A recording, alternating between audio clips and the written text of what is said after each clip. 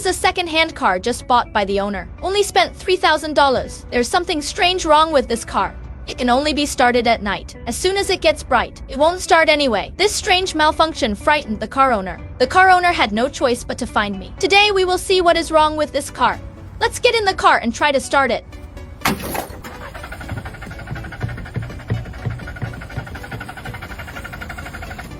Did you see it? Really can't start. Do you know the reason? Go check the engine bay.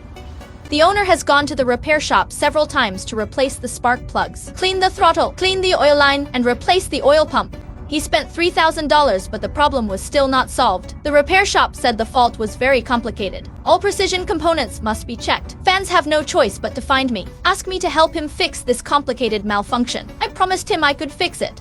If you encounter a car breakdown and only replace new parts, you are an unqualified car mechanic. As long as you understand the principle of the fault, the solution is simple. For example, this car can be started at night, but not during the day, apparently related to ambient temperature. There is a temperature-related sensor on the car, which will affect the start of the car. Come here, look, that's it. It's called a water temperature sensor. It can adjust the fuel injection amount according to the temperature. If it breaks down, the car will have starting problems. However, this water temperature sensor is new. Apparently, it was just replaced during the last repair, so there is no problem.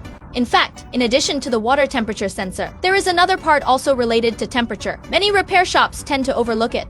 Look, that's it. It is the intake air temperature sensor. Now I suspect there is a problem with it. Let's take it apart and take a look. Very easy to disassemble. Unplug this plug first. Okay, it's already been pulled out. Press and hold the buckle to pull out the sensor. Okay, just pull it out. Let's check it after pulling it out. Good. The cause of the fault was found. Come here, look. My gosh, the top of the sensor is wrapped in carbon deposits. No wonder the car can't start. Once the cause of the fault is found, the solution is simple. Don't rush to replace it to avoid wasting money. Spread a paper towel on the ground. Then take a bottle of cleaning agent and clean the carbon deposits and sludge on the sensor. Wow, really dirty.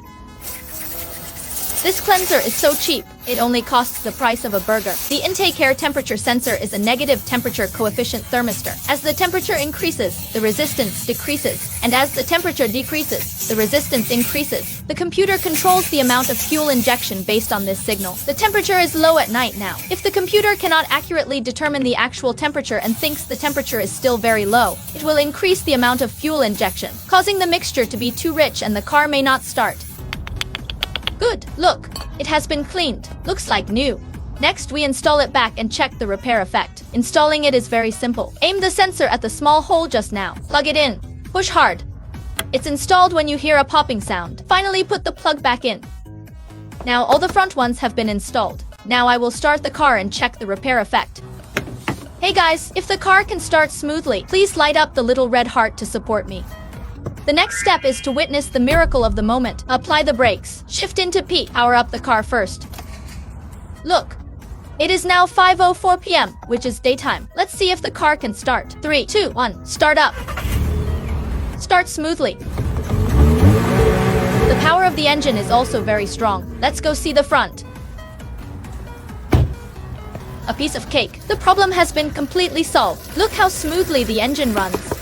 It's really simple, right? Follow me to make a friend who knows cars.